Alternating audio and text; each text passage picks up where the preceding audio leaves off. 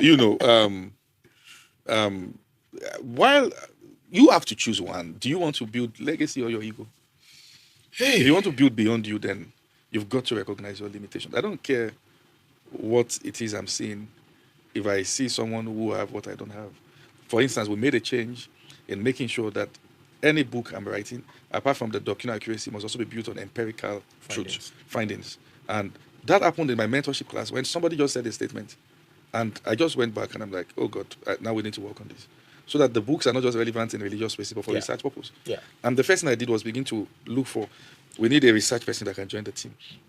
But when we have the manuscript, now we can also say what are the relevant works and findings that have been done in this regard. And now we do have.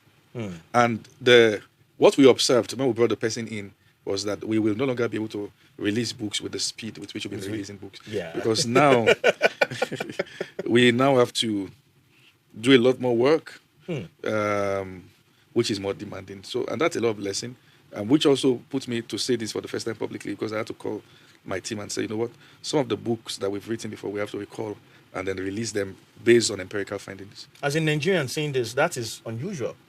Now, I'll give you an example. So in the US, even in Canada, so companies release products, Mhm. and after maybe 6 months or a year, Mhm. based on the number of complaints they get, Yeah. or based on the number of we need to fix this and all of those things, they can decide to recall all the products. Oh, yes. That's not part of what we are used to on this side of. And that's why exposure is important, right?